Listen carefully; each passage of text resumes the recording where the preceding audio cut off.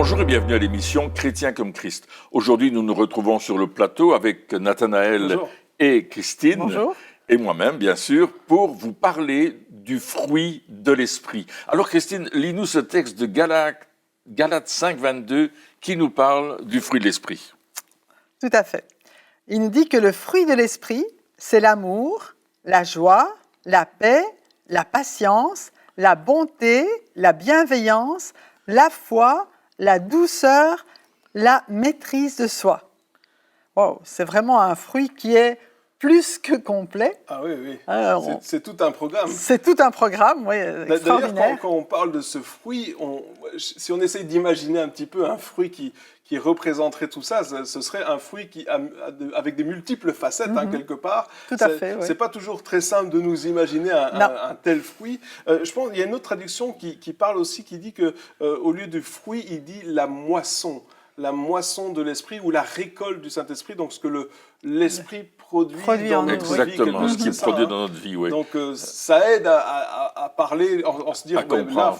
là, ok, si c'est une récolte, je peux comprendre qu'il y a plusieurs choses qui sont récoltées. Oui. Justement. Alors, ce qui est extraordinaire avec cette description, c'est que quand on s'examine soi-même, on peut dire, tiens, est-ce que ce fruit-là, cette facette-là du fruit, cette moisson-là du fruit, je la porte ou pas? On peut voir en nous-mêmes, et puis c'est surtout les autres qui vont voir le fruit que nous portons. Oui, parce qu'on pourrait dire, ouais, moi, il n'y a pas de problème, je suis plein de joie, plein d'amour, etc. Mais Oui, ce qu'il faut voir, c'est tester justement en phase de difficulté ou en phase de conflit. C'est à ce moment-là qu'on voit. Oui, et puis il faut la totalité de ce que le fruit va produire en moi, qui doit être dans ma vie. Hein. Et parce qu'il y a un texte qui dit que c'est à leurs fruits qu'on reconnaît l'arbre. C'est vrai, hein. C'est vrai. Parfois, on peut voir un arbre avec des feuilles, etc. On dit, oh, quel bel arbre, etc. Mais c'est quoi comme arbre? Je sais pas. Mais quand le fruit apparaît, on dit, ah, ça c'est un poirier. Ah, ça c'est un pommier. Ah, ça c'est un cerisier. C'est important ce que tu dis parce que c'est pas l'apparence qui compte. Et comme quelqu'un peut avoir effectivement une très belle apparence, mais quand tu grattes un petit peu, est-ce que ce qu'il va produire quand je vais approcher cette personne, ça peut être quand les autres vont m'approcher, c'est dans le même sens, hein, qu'est-ce qu'ils vont goûter? Oui, c'est ça. Qu'est-ce qu'on goûte en nous approchant? Qu'est-ce Quel est le que fruit? les autres vont... Est-ce qu'ils vont avoir du plaisir à venir parce que ça va leur procurer de la paix, ça va leur procurer de la joie, parce qu'ils vont ressentir l'amour, parce qu'ils vont voir la patience? Ou bien est-ce qu'ils vont dire, oh là là, c'est beau de loin, mais de près, je ne m'approche pas trop? Ouais, et puis c'est intéressant aussi de voir que il parle de fruits ou de moissons. Enfin, de toute façon, ça parle de nourriture. Et quelque part, c'est aussi ça. C'est lorsque on s'approche, tu dis, quand on s'approche de nous, ou qu'on va s'approcher des autres, être nourri. Finalement, c'est ça, parce que, comme tu dis, lorsque on s'attarde sur l'apparence, on s'attarde sur les belles phrases, les belles paroles. Oui, l'extérieur. Voilà, l'extérieur, les choses les choses qu'on peut dire, qu'on doit faire, etc. Toutes ces choses-là sont peut-être jolies à regarder, mais elles n'ont pas de substance. Ça veut dire qu'à un certain moment, on va parler, et ça ne va pas nous nourrir. On aura une conversation, on aura des choses, on aura rencontré quelqu'un, mais lorsqu'on s'en va, il n'y a rien qui a changé dans notre vie. On ne peut pas se dire « Ah là, vraiment, ça m'a fait du bien » ou j'ai senti qu'il y a quelque chose. Tandis que ici, on parle du fruit de l'esprit, on parle quand même de nourriture. Oui, c'est vrai. Que ce soit un fruit ou une récolte, c'est de la nourriture. Et donc, ça veut dire qu'il y a un besoin. Il doit se passer quelque chose. Il va se passer quelque chose. Quand mon arbre dans le jardin, j'ai un poirier, c'est clair qu'il ne porte pas des fruits pour lui-même.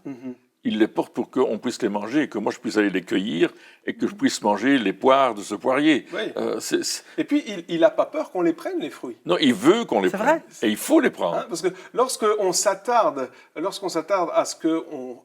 à l'apparence, eh bien, on ne veut surtout pas qu'on vienne enlever cette apparence, parce que sinon, si on m'enlève mon masque, on va voir qui je suis vraiment. Oui, tout à fait. Tandis que lorsqu'on porte du fruit, eh bien, à ce moment-là, on peut dire, mais non, mais prenez. Prenez seulement, il y en a. Le but, c'est tous, ça, oui. c'est de pouvoir dire, ok, je ne vis pas pour moi-même, je ne vis pas pour moi-même, mais finalement, les autres vont être nourris et ça va me réjouir, ça va faire que quelque part le but pour lequel je suis là est rempli.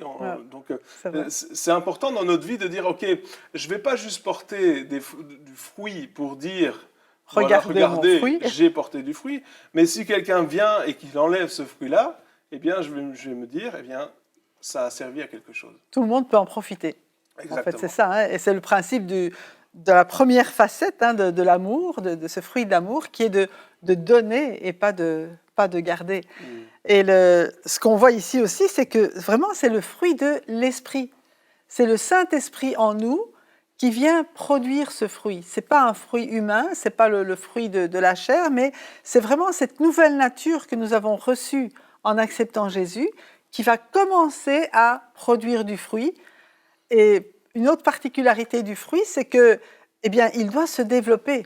Quand il naît, au début, il est tout petit, mais il doit se développer. Donc, il faut laisser le temps aussi au Saint-Esprit de faire son œuvre. Il doit grandir et il doit mûrir. Il doit mûrir, oui. Parce qu'il y a ces deux choses. Il y a la croissance, parce que bon, voilà, il va prendre de l'ampleur, mais aussi, à un certain moment, pour qu'un fruit soit agréable, il faut qu'il soit mûr. Si on mange un fruit qui n'est pas mûr, c'est pas bon. Hein. C'est sûr. Et puis, il faut toutes les conditions pour que le fruit grandisse sainement, qu'il ne soit pas attaqué par des vers, qu'il ne commence pas à pourrir sur place pour telle et telle raison. Il faut qu'il soit environné de quelque chose qui va faire que le fruit va grandir et qui va être bon et comestible le jour où on en aura besoin.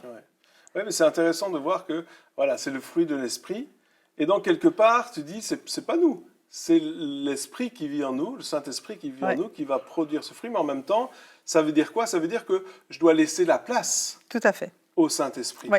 Parce que je peux produire du fruit de moi-même, de ma chair, de mes œuvres, je peux le faire. Et je veux dire, on l'a tous fait, on le fait encore de temps en temps. Hein. On produit des fruits de nous-mêmes. Ça veut dire que le but, c'est de se montrer. Le but, c'est de prouver qu'on peut faire quelque chose, de montrer qu'est-ce qu'on sait faire avec nos propres capacités. Hein. Et des fois, on fait ces choses-là justement sans l'aide de Dieu. C'est-à-dire qu'on dit, Seigneur, bon, t'es pas d'accord avec moi, mais je le fais quand même. Donc et là, je vais produire des fruits de ma chair, je vais produire des fruits de mon âme. Je ne sais pas comment appeler ça théologiquement. Les fruits de la chair, correct, hein, si on voit, ils précèdent d'ailleurs les fruits. Voilà, et donc je vais produire ces fruits-là, mais lorsque je laisse la place au Saint-Esprit, alors à ce moment-là, c'est lui qui va produire des fruits. Et c'est extraordinaire parce que les fruits de la chair, les fruits ils demandent des efforts. Ils demandent des efforts de notre part parce que voilà, enfin des efforts. On va nourrir cette chair et on va faire les choses. Ils sont peut-être un peu plus naturels. Ils sont naturels, mais ils sont aussi, je veux dire, c'est nous qui les faisons. Oui. Tandis que le fruit de l'esprit, c'est lui qui le fait. Ouais. C'est lui qui le fait. Et là, on voit que quelque part, c'est malgré nous, on porte du fruit, malgré ce qu'on pense des fois de soi-même aussi. Oui, c'est ça. On s'imagine que voilà, on peut pas le faire, mais le Saint-Esprit, lui, le fait au travers de nous. Hein. Donc il y a aussi cette place de spectateur à un certain moment. Oui. Et puis, Dieu va travailler nos vies. Est-ce qu'il n'y a pas un texte dans Jean au chapitre 15, qui nous parle de comment Dieu travaille nos vies, comment est-ce qu'il les monte, nos vies? Voilà, on va lire Jean chapitre 15, les versets 1 et 2, où Jésus dit « C'est moi qui suis le vrai cep, c'est moi qui suis le tronc de la vigne, et mon Père est le vigneron. Tout sarment, toute branche qui est en moi et qui ne porte pas de fruit, il l'enlève, et tout sarment qui porte du fruit, il le taille, afin qu'il porte encore plus de fruits. » Et il y a tout un passage que Jésus décrit par rapport à cela. Mais il dit, mais moi je suis le vrai cep. Et en fait, l'important c'est de rester attaché au cep et de saisir que la sève qui coule du cep vienne en nous qui sommes les branches. Et on va revenir toujours à cette intimité, parce que c'est dans notre intimité avec Jésus qu'on reçoit la sève. C'est dans notre confiance en lui, c'est lorsque nous méditons la parole de Dieu que nous nous nourrissons de lui, et cette nourriture va produire dans nos vies ce fruit à travers le Saint-Esprit. Oui, donc quelque part, il n'y a pas de mérite. Souvent, lorsqu'on fait les œuvres de la chair, on porte des fruits de la chair, ce qu'on recherche avant tout, c'est le mérite, c'est l'approbation, c'est de dire, voilà, regardez la reconnaissance, regardez ce que je fais. Regardez, voilà. Mais lorsque on voit cette autre mentalité, qui est la mentalité du royaume de Dieu, où on dit, mais c'est moi le cep, c'est moi qui suis la source, hein, c'est moi qui suis la base, Jésus, la sève, elle coule, voilà, en vous, et puis c'est pas vous qui allez le chercher, c'est pas vous qui avez les racines, c'est moi qui suis la racine, et vous allez porter du fruit, mais ce fruit, il vient de la base, il vient de cette base, et donc, il n'y a pas de mérite. Et lorsque on porte ce fruit de l'esprit, et évidemment, on en est tous à différents niveaux, je pense, et puis il y a toujours, voilà, l'esprit a du travail en nous, ou au travers de nous. Il peut encore grossir. Voilà, c'est ça, pour que vraiment ça produise, mais quelque part, on se dit, mais c'est lui, c'est son œuvre. Alors, quelle est notre responsabilité là-dedans? Pour se dire, voilà, je vais porter plus de fruits de l'esprit, quelle est ma responsabilité? Est-ce qu'il faut que je me force à aimer, ou est-ce que je dois me forcer à être joyeux tout le temps? Comment est-ce que je peux faire? Alors moi je dirais d'abord, la première chose par rapport au texte de Jean 15 que nous avons lu, et par rapport à ce que nous avons dit précédemment, notre relation avec Jésus-Christ, notre amour pour Jésus est important. Je vais d'abord l'aimer, parce que lui m'a aimé le premier. Je vais avoir cette relation d'amour, cette intimité avec lui. Et lui, il va travailler ma vie pour cela aussi, n'est-ce pas? Cette relation avec lui va faire que je vais chercher à lui plaire davantage, à faire les choses qu'il aime que je fasse, et à ne plus faire ce que peut-être je faisais auparavant et que je savais que ça déplaisait à Dieu. Il y a un changement dans ma vie qui va se produire à cause de ma relation avec Jésus. Et ce changement va permettre à ce que je devienne cette bonne terre qui peut porter du fruit, cette bonne terre qui va porter cette moisson dont on parle et qui va se caractériser par les différentes facettes du fruit de l'esprit que nous avons lu au début des missions. Alors à ce moment-là, je vais voir ces choses qui vont venir dans ma vie, je vais changer. Et on a l'exemple de beaucoup de personnes, et dans nos propres vies d'ailleurs, où on n'était pas aimable du tout, et puis tout d'un coup on est devenu gentil, on est devenu affable, on a commencé à s'occuper des autres. Avant on s'occupait que de nous-mêmes, puis on commence à s'occuper des autres. Avant on était tout le temps en train de râler, maintenant on commence tout le temps à voir les bons côtés des choses. Au lieu de voir la difficulté, on voit la solution, et ainsi de suite. Il y a un changement de vie qui va se produire parce que je vais m'attacher au cep, et que ce cep va me donner sa sève. Et la sève que Jésus me donne, c'est la sève de l'esprit en moi, qui est l'esprit de vie. Et c'est la vie de Dieu qui vient couler en moi et qui va produire le fruit surnaturel, spirituel de l'esprit en moi et dans ma vie. Donc quelque part, ici, on n'est pas en train de parler d'une œuvre.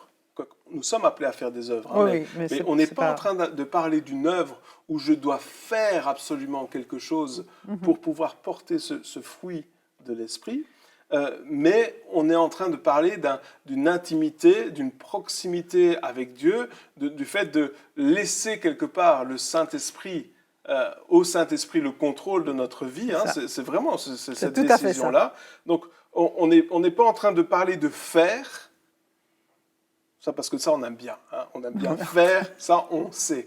Mais on est en train de parler d'être. Donc, cette intimité, c'est qui on est finalement. Hein, c'est ça qui change dans notre vie. C'est cet être qui change et qui commence à faire des choses qu'on ne faisait pas avant. Qu'on n'aurait jamais fait auparavant. Qu'on n'aurait jamais fait. Et j'aime bien cette analogie parce que, je le disais tout à l'heure, c'est malgré nous des fois, parce qu'on a tellement cette mentalité de mérite, c'est-à-dire je fais quelque chose, donc je mérite ceci. Donc, alors qu'ici, on est en train de parler d'une grâce. Exactement. On est en train de parler d'une œuvre de Dieu, on est en train de parler OK, le Saint-Esprit il est en train d'agir en moi, même si je ne le vois pas. Et on ne le voit pas. Oui, c'est les autres qui le voient. Et puis, c'est les autres qui le voient, mais même si tout de suite, là, même les autres n'ont pas encore vu peut-être. Hein. On se dit, ben, oh non, mais j'ai pas vraiment vu de changement. Il y a des fois, on voit un changement instantané. Radical, Et ouais. Waouh, c'est plus la même personne. Et puis, il y a des fois où on a l'impression qu'il n'y a pas de changement. Mais en réalité, il y a une œuvre qui est en train de se faire en profondeur. Ouais. Et la sève, elle est là. Et la sève, c'est pas quelque chose qui est en apparence à la base. Hein. Ouais. À la base, c'est en profondeur que ça se passe. Ouais. Et je pense que voilà, le Saint-Esprit il fait une œuvre en nous en profondeur. Oui. Et parfois, soi-même, on peut le remarquer lorsqu'on est devant une situation difficile. On se dit, tiens, avant, j'aurais réagi comme ça. Et maintenant, c'est bizarre, je réagis autrement. Parce que justement, il y a ce travail du Saint-Esprit. Et si on laisse faire cette nouvelle nature, si on laisse faire le Saint-Esprit en nous, eh bien, les changements vont se développer de plus en plus dans chacun des domaines qu'on va voir peut-être plus en particulier. Oui, et puis c'est intéressant de voir que, bon, ici, on voit que ça commence avec l'amour. Oui. C'est intéressant quand même. Pourquoi est-ce que ça commence avec l'amour ? Je crois que c'est la base. L'amour, c'est vraiment la base de tout. Hein, comme on le disait tout à l'heure, l'amour, il se donne. Et je veux dire que les facettes qu'on a vues du fruit, c'est comme si c'était toutes les facettes de l'amour. Parce que Dieu est amour. La nature même Exactement, de Dieu, c'est l'amour. Oui. Et il a mis en nous sa nature. Ouais. Et donc, c'est ça qui va développer et qu'on va voir de plus en plus se manifester dans nos vies. D'ailleurs, il y a une traduction qui dit justement que le fruit de l'esprit, justement, c'est cet amour divin qui est manifesté avec plusieurs expressions. Voilà, et ensuite, c'est ça. il le reste de ces facettes de fruits. Oui. Mais c'est vrai, finalement, oui, c'est ça. Cet amour, c'est la base de toute chose. Le Saint-Esprit nous pousse à aimer ce qui... des fois n'est pas aimable, ce qui voilà, n'a pas de... Mais c'est ça aussi parce que souvent, justement, si c'est nous, eh bien, notre amour à nous, il est conditionnel. C'est-à-dire que si on aime quelqu'un, c'est parce que on veut qu'il nous aime, c'est parce que voilà, il nous plaît, etc. C'est conditionnel. Tandis que l'amour divin, il est inconditionnel. Dieu nous aime. Point. Et pas parce que, non, il nous aime et c'est tout, c'est inconditionnel. Et lorsque le Saint-Esprit commence à agir en nous, notre amour aussi devient inconditionnel. C'est-à-dire qu'on commence à dire, OK, celui-là, je l'aime, mais pourquoi ? Il t'a fait du mal, je sais qu'il me fait du mal, je sais qu'il n'est pas forcément sympa, je sais qu'il a dit des choses qui n'étaient pas justes, je sais qu'il fait des choses qui ne sont pas forcément bien et que je n'approuve pas, mais je l'aime quand même. J'aime quand même cette personne au point de prier pour lui, au point de, je ne sais pas... de vouloir son bien. De vouloir son bien, au point de... Donc il y a vraiment cet amour qui vient et justement, j'aimerais dire que on a comme réflexe de résister à cet amour. C'est-à-dire que parce que ce n'est pas logique, on se dit... Non, mais non, je ne devrais pas l'aimer. Et puis les autres l'ont critiqué, donc il faut que je le critique aussi. Hein. Les autres m'ont parlé mal, donc il faut que... Alors qu'en nous, on sent que le Saint-Esprit, il n'est pas d'accord avec ça. Voilà. Et donc, là aussi, c'est un travail de laisser la place au fruit de l'Esprit dans notre vie. Tout à fait. Et bien sûr, il va falloir qu'à un certain moment, j'écoute ce que le Saint-Esprit me dit. Et il va me dire, tu vois, là, tu n'aurais pas dû agir comme ça. Et le Saint-Esprit nous parle à l'intérieur de notre cœur. Et il nous montre des choses, et nous-mêmes, dans notre conscience, on se dit, ah, il faut que je fasse attention, parce que ce n'était pas juste. Il faut qu'on garde une conscience pure face aux événements qu'on peut vivre, et être capable de s'analyser, de dire, est-ce que j'aurais pu faire mieux ? Et parfois, le Saint-Esprit nous parle, moi je veux dire, le Saint-Esprit me parle souvent en disant, ça, tu n'aurais pas dû dire, tu n'aurais pas dû répondre comme ça, ou tu n'aurais pas dû agir comme ça. Il faut que tu mettes les choses en ordre, que tu t'excuses, tu demandes pardon, tu fasses... Et là, on est en train de vivre le fruit, parce qu'on va mettre en pratique des choses. Oui, et parce que déjà, on est interpellé. Oui. Ça, c'est la première chose. Oui, ça, c'est la important. première chose. On peut se dire que lorsqu'on est interpellé, oh purée, je suis trop nul, j'ai raté encore. Ou alors, on peut se dire, ah, j'ai écouté l'interpellation cette fois-ci. Avant, je ne l'entendais même pas. C'est vrai. Avant, je ne me laissais même pas déranger par ce genre de pensée, par ce genre de... le Saint-Esprit, je ne lui donnais même pas la parole. Oui, je me disais, j'ai raison, point. Je me disais, j'ai raison. Et là, tout d'un coup, j'entends l'interpellation. Et ça, c'est très positif. Tout à fait, c'est un C'est pas progrès. du tout négatif, c'est très très positif. Parce que là, on se dit, oh, ok, maintenant je suis attentif. C'est vrai. Et je me laisse interpeller par le Saint-Esprit pour avancer. On est à l'école du Saint-Esprit. Je crois qu'il faut rester aussi dans cette optique. On n'est pas arrivé, mais on est à l'école. Et le Saint-Esprit est en train de nous former à travers les différentes circonstances. On apprend beaucoup à l'école avec nos erreurs. Oui. Mais ce qu'on voit aussi, c'est qu'un arbre, il produit du fruit dans la bonne saison. Et il en produit tous les ans, d'une certaine manière, avec abondance, ou moins abondant, ou plus beau, encore meilleur que ceux de la précédente saison. Et je pense que dans nos vies, il y a aussi des saisons dans lesquelles le Saint-Esprit a travaillé nos vies, et nous sommes de plus en plus attentifs à C'est ça qu'il savoir. dit, mon Père les émonde pour que justement ils produisent encore plus de fruits. C'est-à-dire qu'à un certain moment, disons qu'on est passé à la première étape, on a entendu le Saint-Esprit nous dire, là, attention, ça ne va pas. Hein. Donc, c'est l'émondage aussi. C'est l'émondage. Donc, première étape, oh, ok, maintenant j'entends le Saint-Esprit. Deuxième étape, je fais ce qu'il me dit. Oui. Mais c'est vrai, on peut d'abord entendre en disant j'ai du mal, et puis la deuxième étape, c'est de dire ok, je vais entendre et je vais faire. Mais on peut dire oui, c'est facile, mais c'est pas toujours facile. S'excuser, c'est pas facile. Demander pardon à quelqu'un, c'est pas facile. Hein, ou revenir sur quelque chose qu'on a dit en disant à tout le monde en disant je me suis trompé. C'est pas facile non plus. C'est pas facile. Donc on peut écouter le Saint-Esprit en disant oui, t'as raison, mais j'ai pas le courage de le faire. Hein, ça c'est la première étape. Et la deuxième étape, c'est t'as raison et il me donne la force pour le faire. Ça. Et donc là, on se dit, ah, ok, c'est le fruit de l'esprit.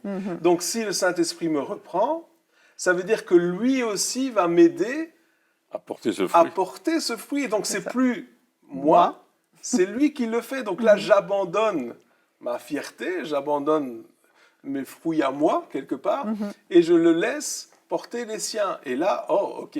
Et donc là, je vois ce que ça produit, donc les fruits du fruit, hein, et je vois ce que ça produit, et donc là, j'ai envie de porter encore plus, et pour ça, qu'est-ce que je vais faire? Je vais me rapprocher encore plus du Saint-Esprit, parce que je peux prendre aussi une mauvaise décision en disant, ok, je veux porter plus de fruits, donc maintenant je vais faire des efforts pour porter plus de fruits. Mais c'est pas ça, justement. Et hop, on s'éloigne. Et de nouveau, la motivation de porter du fruit. Hein, on peut se tromper, on s'excuse. Pourquoi? Pas seulement pour que ça nous fasse du bien et qu'on ait la conscience en paix, mais aussi pour que le mal qu'on a fait aux autres soit réparé, pour que les autres puissent être bénis au lieu d'être blessés. Et ça aussi, la motivation, de nouveau, c'est l'amour, en fait. C'est pour les autres aussi qu'on veut porter le fruit. Et ça va nous aider, ça va nous dire, OK, waouh, il y a un résultat aux fruits qu'on porte aussi dans la vie des autres. Oui, et puis on se pose la question, jusqu'où est-ce qu'on est prêt à aller pour laisser le Saint-Esprit porter du fruit en nous? Et je me souviens, on avait une vigne, et chaque année, elle produisait du raisin blanc. Et puis on nous avait dit, le jardinier nous avait dit, il faut enlever les tout petits raisins de la grappe pour que les autres grossissent plus vite. Et on s'était dit, on va perdre des raisins alors. Alors, moi, je pense que les tout petits raisins, c'est le fruit de notre chair. C'est ce que nous, on a envie de faire et la manière dont on veut le faire en disant, moi, je n'ai pas besoin de ça, je suis capable. C'est beaucoup d'efforts pour pas grand-chose. Voilà, et puis, on va les enlever. Et puis, à cause du fait qu'on enlève certaines choses de nos vies, on change certaines habitudes, on décide d'avoir des nouvelles habitudes, des nouvelles bonnes habitudes, le grain va pousser et va devenir beaucoup plus grand. Et on avait des belles vignes, on avait des beaux raisins parce que on avait suivi ce que le jardinier nous avait dit. On avait d'abord émondé les branches et puis on avait égrené les grappes de raisin. En tout cas, c'était une toute petite vigne évidemment, mais c'était agréable à manger lorsqu'on le mangeait. Oui, c'est vrai. On avait des gros grains quand même. Oui, ça c'est sûr. Mais malheureusement, il s'est passé qu'une année, il y a eu beaucoup de soleil et on a oublié d'arroser. C'est vrai. Et là, les raisins étaient tout noirs. Et ça montre aussi l'importance de nous nourrir continuellement de la parole de Dieu pour porter du fruit. Cette relation avec le Saint-Esprit, certains disent, j'ai été baptisé dans le Saint-Esprit, j'ai reçu le baptême du Saint-Esprit, donc c'est bon. Quelque part, le Saint-Esprit va produire ses fruits, maintenant c'est fait. voilà, fini, J'ai le plus rien baptême à dans faire. Saint-Esprit est là, c'est bon, voilà. Mais tu dis justement non, Ouais. il faut cultiver, et ce qui a le plus de valeur, c'est justement cette relation. Oui. Hein, c'est cette relation qui dit, ok, mais, j'ai besoin de mettre le Saint-Esprit en valeur dans ma vie, j'ai besoin de lui donner du temps, j'ai besoin d'être à son écoute, etc. Et donc finalement, je vais me concentrer sur les bonnes choses, je vais me concentrer sur les choses qui ne sont pas visibles. C'est-à-dire que ma relation avec Dieu, le temps que je prends dans la prière, le temps que je passe à l'écoute du Saint-Esprit, toutes ces choses-là, c'est des choses qui se font dans le secret. C'est des choses qui ne sont, c'est pas visible, c'est pas public, c'est pas, Oui. j'ai rien à prouver à personne, je passe dans le secret, et c'est ces choses-là qui vont faire que on va voir les fruits, le fruit, les multiples facettes du Oui. fruit du Saint-Esprit dans ma vie. C'est vrai. Et c'est pas, mais souvent, ce qui se passe, c'est qu'on se concentre sur le contraire. C'est-à-dire qu'on se concentre sur les apparences, sur ce que les gens vont voir, Sur on ce fait qu'on des voit, efforts. ouais. Comme tu dis, les tout petits raisins là, qui sont même pas bons à manger. On se concentre sur toutes ces choses-là et on néglige les temps L'important, d'intimité c'est avec vrai. Dieu, le temps où on écoute le Saint-Esprit, où on se laisse reprendre par le Saint-Esprit, toutes ces choses-là. Et donc, qu'est-ce qui se passe? Eh bien, on a des tout petits machins voilà, Ils sont pas bons. qui sont Et pas Qui sont Je pas voudrais- bons et je voudrais et qui rebondir. empêchent les autres de grossir. je voudrais rebondir sur l'eau, Oui. l'eau de la parole. On va arroser le sol et l'eau, elle pénètre le sol et elle va nourrir les racines qui elles-mêmes vont nourrir le fruit. Oui. Donc, l'eau de la parole, lorsque on médite, on réfléchit sur la parole, on prie la parole, on arrose la terre. Et elle va en profondeur. Et on va en profondeur. C'est pas seulement le dimanche matin qu'on doit Exactement. écouter la parole. On doit la lire, on doit la méditer. Oui, parce qu'elle va nous faire du bien. Voilà. Et quelque part, on peut se dire aussi que les choses que l'on fait qui ne sont pas visibles aux yeux de tous sont les choses qui vont avoir le plus de résultats C'est dans vrai. notre vie. Et je pense que la première chose à faire, ou peut-être la première leçon à tirer de tout ce passage sur le fruit de l'esprit, c'est justement de dire, OK, je remets encore les priorités en place dans Oui. ma vie. Et si je veux que le Saint-Esprit porte du fruit au travers de ma vie, je vais arrêter de me concentrer sur ce que les autres pensent de moi, sur ce que les autres voient, etc. Et je vais plutôt dire, Seigneur, je veux remettre les choses à leur place. Je veux reprendre le temps d'intimité avec toi que peut-être j'ai délaissé pendant ces temps parce que je ne vrai. voyais pas l'intérêt, alors que l'intérêt, il n'est pas toujours, on ne le voit pas toujours tout de suite, hein, on ne voit pas toujours le fruit. D'ailleurs, le fruit, il prend, comme on l'a dit, prend ça du prend temps. du temps à grossir, à mûrir, etc. Je ne vois peut-être pas l'intérêt, mais je sais que c'est ça que toi tu veux, et donc c'est ça que moi je veux faire pour que je puisse porter ce fruit de l'esprit en abondance. Amen, amen. Eh bien, chers amis, merci de nous avoir suivis encore pour cette émission. Et on se retrouve